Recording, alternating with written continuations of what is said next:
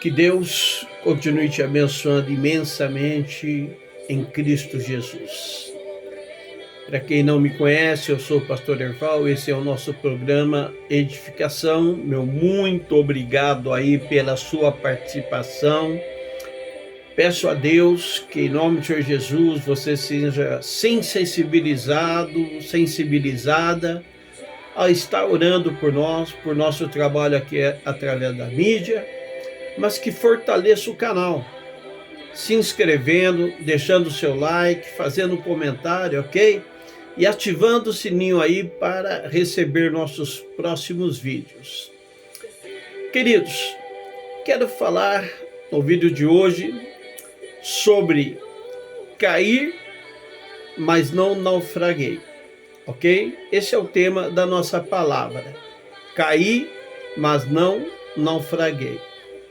Bom, a palavra naufrágio faz a gente se lembrar de água, rio, lagoa e principalmente mar, por onde se tem a travessia, transporte ali constantemente de embarcação. E todo barco, navio, quando corre o risco de um naufrágio, em primeira instância eles começam a fazer água. A água começa a minar, entrar dentro da embarcação de alguma forma, por alguma maneira, e o sistema de ecoar a água tem problemas e aí começa a se tornar um risco muito grande. E o naufrágio só passa a acontecer mesmo se não houver meio de administrar toda essa situação.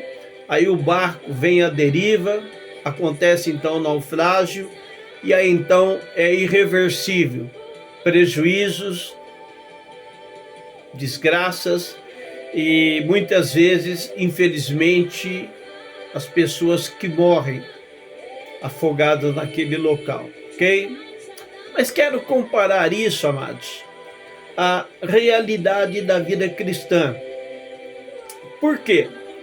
Porque nós somos, como servos de Deus, povo de Deus, pessoas que têm uma natureza humana e uma tendência a erros e a falhas na vida.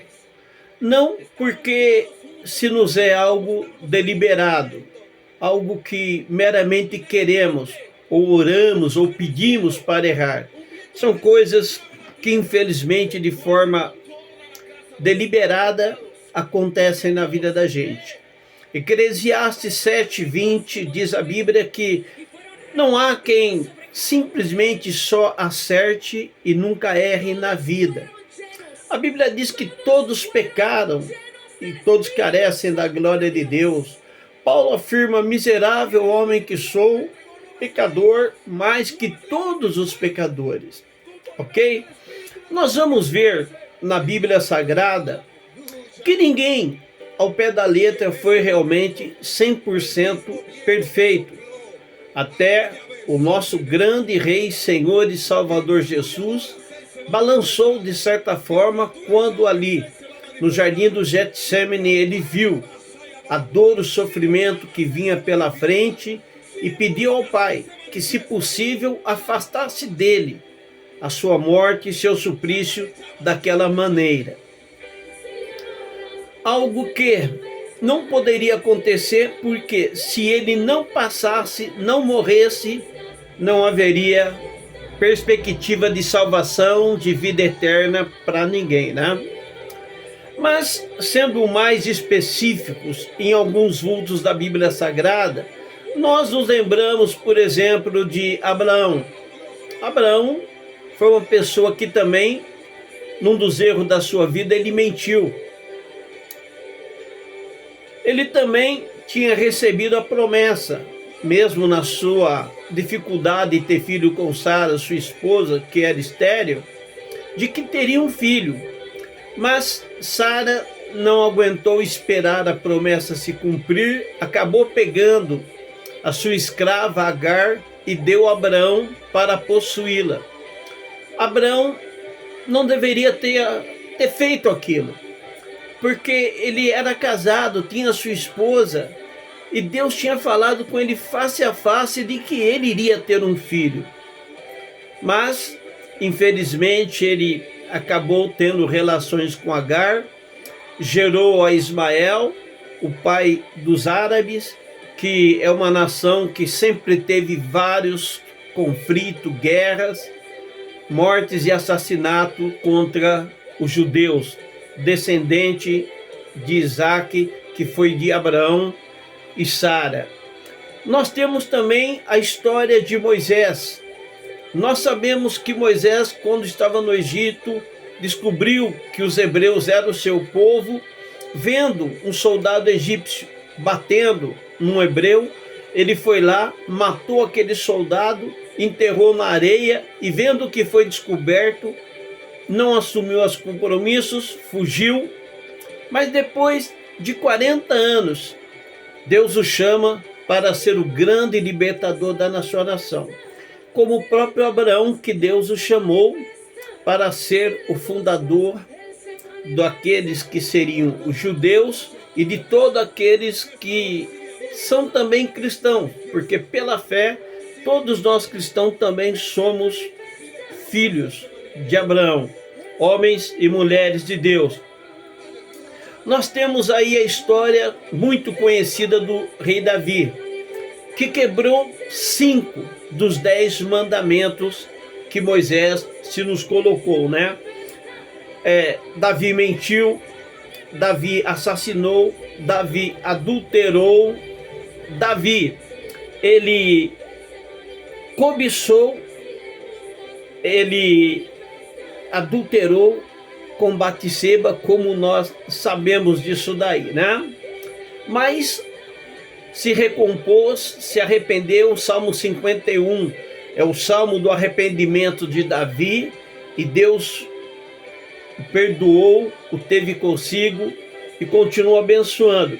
Nós temos a história aí do profeta Jonas, que foi irreverente, insubordinado, desobediente a Deus, em não querer ir pregar para a cidade de Nínive. Mas depois de um aperto ali da parte de Deus, ele acabou assumindo o compromisso e foi cumprir as suas responsabilidades com o Senhor nosso Deus, né? Poderíamos ficar aqui um bom tempo registrando vários outros episódios semelhantes em outros personagens bíblicos do Antigo. Mas também o Novo Testamento tem lá suas realidades, como por exemplo o apóstolo Pedro, né? Que quando o soldado veio prender Jesus ali, arrancou a espada, cortou a orelha do soldado, e eu tenho certeza que Pedro não mirou a orelha do soldado, mesmo porque estava de noite, escuro.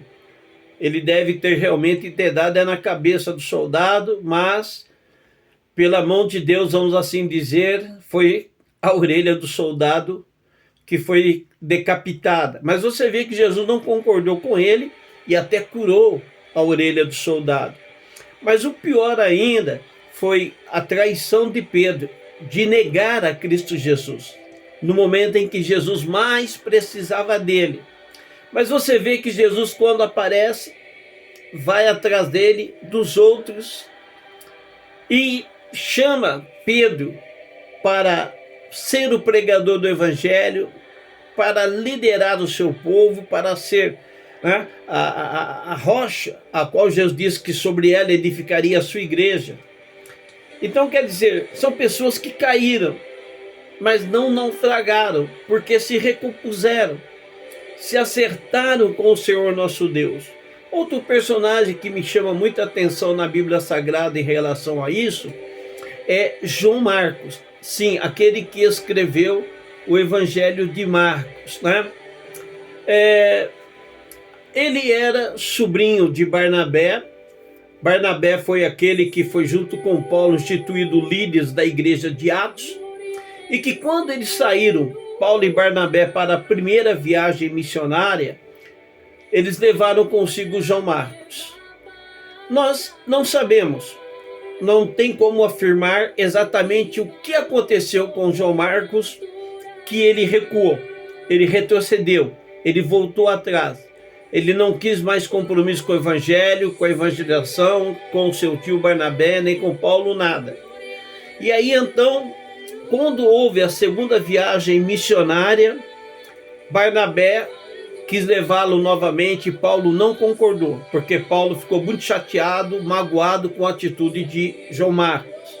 Mas aí Barnabé insistiu e Paulo e Barnabé acabou tendo uma confusão muito grande e se separaram, mas Barnabé levou consigo João Marcos.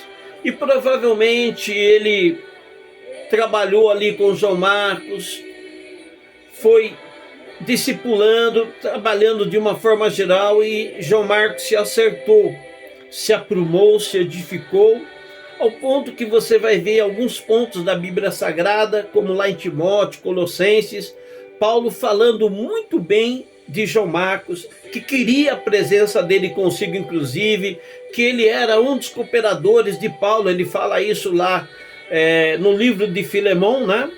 Também lá em 1 Pedro, a gente vê Pedro dizendo que João Marcos era o seu filho.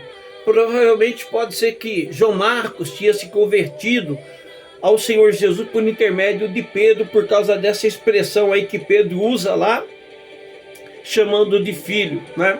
E João Marcos que acaba escrevendo, na verdade, o primeiro evangelho da Bíblia, né? A Bíblia não está colocada assim, os livros, no sentido cronológico. O primeiro evangelho a ser escrito foi realmente o de Marcos. E Mateus e Lucas se apoiaram muito nos relatos, testemunhos de João Marcos para escreverem os seus evangelhos também, né? Então vocês vejam comigo aí, queridos, de uma forma geral, que são pessoas que caíram, falharam, erraram, tropeçaram, mas não naufragou, não se deixaram submergir, afogar definitivamente no erro que cometeram ou qualquer outro erro. Se recompuseram, se arrependeram, se acertaram. E isto é o mais importante quando a gente erra, é não desistir, é não recuar, não retroceder, não se acomodar e nem se amoldar ao erro, à falha. A Bíblia nos diz, amados, lá em Provérbios 24:16, que o justo, ainda que caia 7 vezes, ele se levantará. Há um amor, uma compreensão da parte de Deus para com esta realidade, esta fragilidade humana, impressionante. Então você que me vê e ouve aqui agora, é porque algo Deus está querendo te dizer e mostrar, que ainda que você também errou, ainda que você falhou, as portas dos céus não estão fechadas. O amor de Deus está sobre a sua vida, os braços deles estendidos para te receber, renovar e restaurar a sua vida como antes, quando um dia você foi muito bem abençoado e usado na mão do Senhor nosso Deus, né? Aqui em 1 João capítulo 2, versículo 1 e 2, a Bíblia diz: caros filhinhos, esta palavra eu vos escrevo para que vocês não pequem. Se porventura alguém pecar, lembre-se, nós temos um advogado junto ao Pai, que é Jesus Cristo o justo. Ele é a propiciação pelos nossos pecados, e não somente pelas nossas ofensas pessoais, mas também pelos pecados do mundo inteiro. 1 João capítulo 2, versículo 1 e 2. Estou usando a tradução de King James. Ok? Então se levante, meu amigo. Erga os teus olhos para os céus. Derrame-se diante de Deus. Chora na presença do Pai. Peça amor, graça, misericórdia, piedade, perdão, porque há em abundância nos céus para com a sua vida. Deus chama, para Ele você é muito importante, meu irmão, minha irmã. Amém? Que Deus continue te abençoando, faça uma grande obra na sua vida. Se levante, coloque cabeça erguida. Deus é contigo. Um forte abraço e até o nosso próximo vídeo, querendo Deus.